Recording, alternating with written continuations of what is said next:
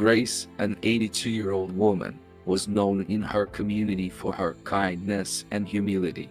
She lived alone in a modest house in a quiet neighborhood and spent most of her time tending to her garden or helping neighbors in need. That day, Grace decided to go to the clothing store across town. She needed a new outfit to wear to her granddaughter's birthday party next weekend. Grace wasn't much into shopping, but she knew it was important for her to look good at her granddaughter's party. Grace was getting ready to go to the clothing store to buy a new outfit for her granddaughter's birthday party. She had spent the day getting ready, doing her makeup and carefully choosing the outfit she would wear.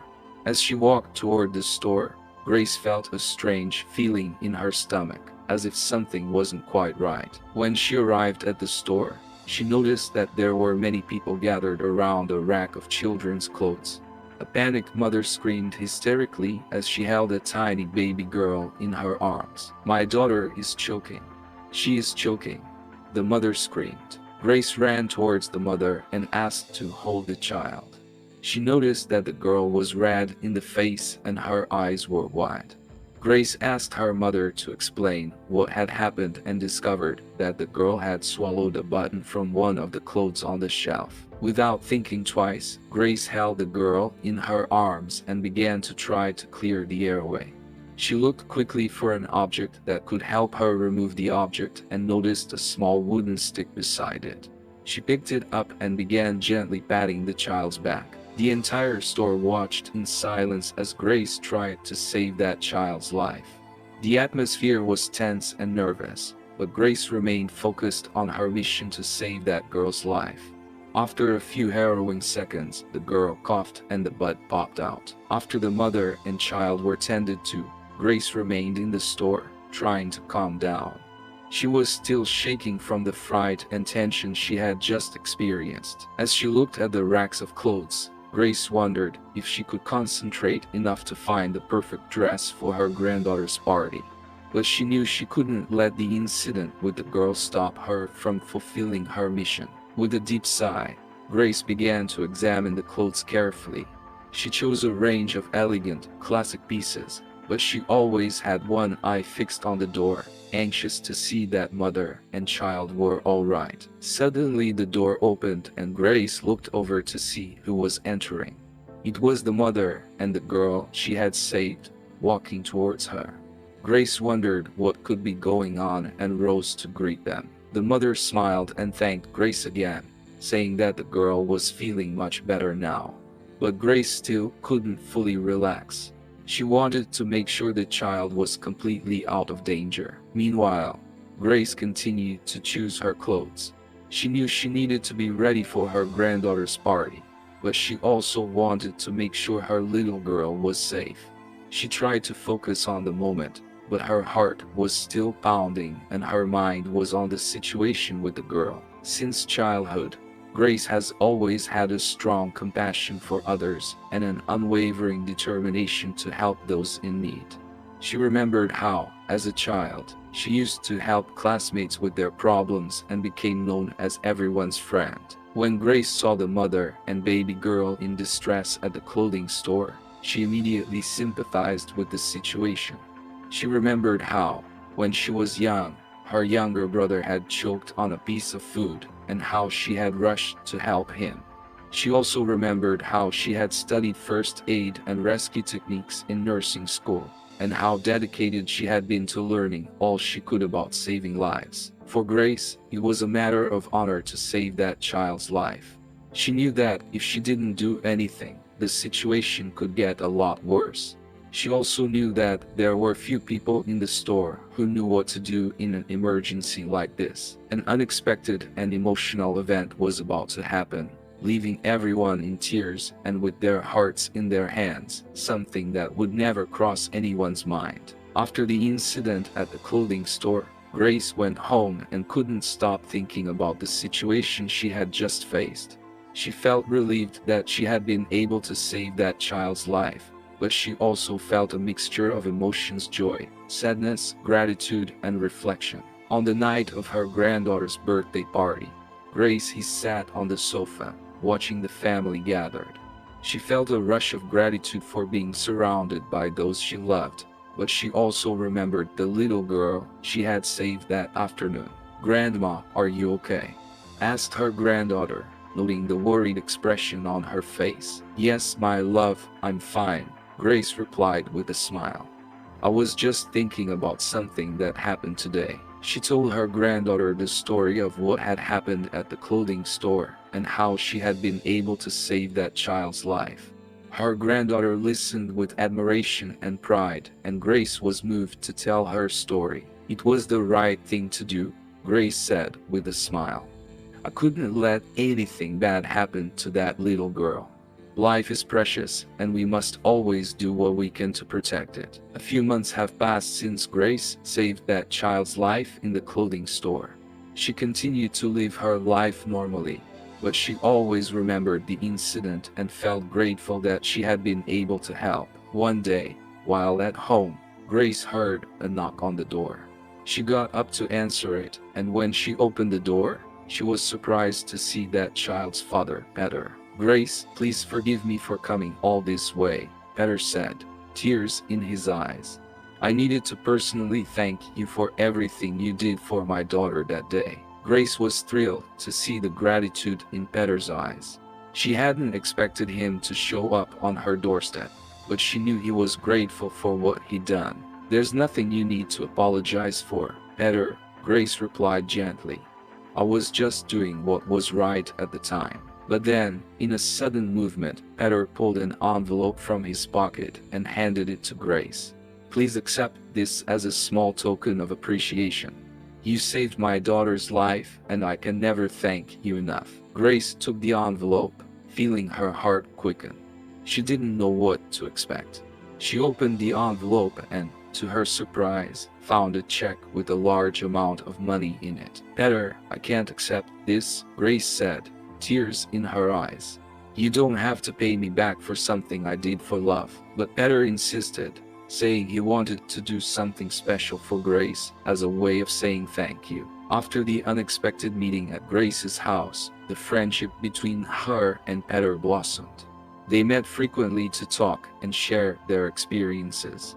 Grace always remembered the incident at the clothing store and the gratitude she felt when she saved Peter's daughter's life, and Peter always remembered how much Grace's action had changed his life for the better. With the relief fund that Grace had created, they were able to help many people in need in the area.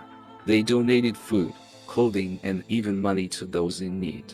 The fame of the relief fund spread throughout the city, and many people began to ask for help. Over the years, Grace and Peter became successful in their own businesses. Grace opened her own clothing store, which became an immediate success, and Peter became a renowned technology entrepreneur. But despite their busy careers, they never forgot what brought them together: gratitude and generosity. If you've already been moved by Grace's story, get ready to meet Ari and Ava. Aria woke up early that day, looking forward to doing something that had always been a challenge for her: shopping for new clothes. Aria was born with a disability that prevents her from walking without the aid of crutches, but that has never stopped her from moving forward. She dressed carefully, choosing a nice blouse and a pair of pants that went well with her crutches. Aria knew that most stores weren't very affordable for her, but she didn't care. She was determined to find something that made her feel good about herself. Aria walked into the clothing store and immediately noticed a tension in the air. She saw an old woman with white hair standing there with tears in her eyes as a young, aggressive saleswoman yelled at her. "I told you that dress doesn't look good on you. Do you really think you can wear that? Go back home and stop wasting my time," said the saleswoman, pushing the elderly woman out of the store. Aria approached the elderly woman and saw that she was shaking with fear. "Are you well?" Aria asked, gently placing her hand on the elderly woman's arm. "That monster humiliated me and threw me out of the store," said the old woman, sobbing. "I'm never coming back here." Aria felt her anger rise as she watched the ignorant, insensitive saleswoman. "Wait here, I'll sort this out," said Aria, determined to see justice for the elderly woman. Aria looked at the saleswoman, her eyes fixed on her. She was outraged and couldn't understand how anyone could treat an elderly person that way. "I don't believe what I'm seeing," Aria said, frowning. "How can you be so insensitive to an elderly person?" The saleswoman looked at Aria expressionless. "What do you mean?" she asked, in a monotone. "You're humiliating this lady. She deserves to be treated with respect and dignity, just like everyone else," Aria said firmly. The saleswoman laughed. "Oh, you're one of those people who cares about other people's feelings. I'm sorry, but I don't have time for these things. I'm here to sell clothes, not to make friends with people," she said, with a smile. Sarcastic tone. Aria felt her anger rise, but she tried to remain calm. "You don't have to make friends with people, but you have to treat them with respect. That's the least we can do as human beings." The saleswoman responded with a shrug, but Aria didn't give up. She continued talking to the salesperson, trying to make her understand the seriousness of the situation. As they talked, Aria noticed that other people in the store were paying attention to the conversation. She noticed that some of them were looking at the salesperson disapprovingly, while others seemed to be supporting her. Aria watched the scene with sadness, feeling anger and disgust build up inside her. She knew how it felt to be treated unfairly because of her disability, and she felt empathy for the humiliated elderly woman in the clothing store. She couldn't let this situation go on without doing anything. Since childhood, Aria has always had an unshakable drive and determination. She grew up in a humble but loving family, and her parents always taught her to fight for her rights and never give up on her dreams, regardless of the difficulties. Aria remembered an incident in her childhood, where a malicious person had made fun of her and made her feel ashamed of her disability. At the time, Aria was upset and hurt, but her mother encouraged her to be strong and not let anyone make her feel inferior. It was that same spirit that propelled Aria in that moment. She knew she couldn't let Donna Maria be humiliated without doing anything.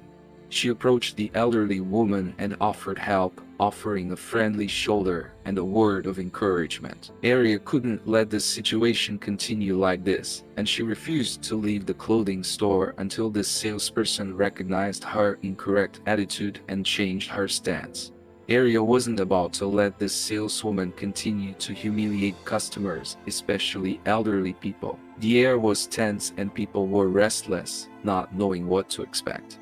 No one could imagine what was about to happen, but one thing was for sure: it would make everyone cry. Suspense hung in the air, making everyone nervous and curious about what would come next. After helping Donna Maria find the perfect dress for her granddaughter's party, Aria said goodbye to her with a warm hug and a reassuring smile. She felt her heart fill with joy and satisfaction for having made a difference in that lady's life. When Aria left the clothing store, she was surprised by a crowd of people applauding and thanking her for having the courage to step in and defend the elderly woman's rights. Aria was thrilled to see the impact her action had had on the people around her. A month later, something happened that shocked her. She received an anonymous letter, full of threats and hate, which accused her of having harmed the clothing store and the saleswoman. Aria was scared and confused, not understanding why anyone could be so cruel to her, especially after all she had done to help the elderly woman. She knew she needed to act fast and find out who was behind these threats. She started investigating and discovered that the letter had been sent by a person who had been fired from the clothing store because of her bad attitude. She had become obsessed with getting revenge on the shop and all those associated with it. Aria knew she couldn't let this person continue spreading hate and threats. She used her investigative skills to track down the person and turn them into the authorities, ensuring they were held accountable for their actions. 10 years after that situation, Aria and Ava were going their separate ways, but a new twist would change their lives again. Aria had become a disability rights advocate and went on to work at an advocacy organization. She became involved in campaigns to improve the lives of people with disabilities and had become a strong and respected voice in her community. In turn, Ava had become a successful entrepreneur with her own clothing store, which became a popular meeting place for people of all ages and abilities. But a dramatic twist would change all that. A raging fire destroyed the store. Ava's, and she was devastated at the loss of everything she had worked so hard to build. She didn't know how she would recover or if she would have the strength to carry on. As Ava tried to recover from the fire that destroyed her store, Aria continued to work at the advocacy organization and help improve the lives of people with disabilities. But one day, Aria received unexpected news that would change her life forever. She had been nominated for a senior position with an international organization that promoted the rights of people with disabilities around the world. Aria was shocked and thrilled by the news. She knew this would be a once-in-a-lifetime opportunity to make a real, meaningful difference in the lives of millions of people around the world. But there was a problem. The position required her to move to the other side of the world, away from her friends and family. Aria was torn between the desire to accept the challenge and the sadness of leaving everything she knew behind. Ava, who has always been there for Aria through her toughest times, has offered to help her deal with the change. She knew Aria needed someone she could trust and promised to be there for her whenever she needed it. Aria and Ava had gone through many trials and upheavals in their lives, but together, they had achieved great success and prosperity. Aria had established herself as a leader in her international organization, helping to advance the rights of people with disabilities around the world.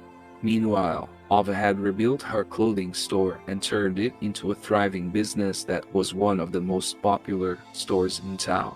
I hope you enjoyed this inspiring story about Aria and Ava and how their courage, love, and the law of attraction changed their lives and the world around them.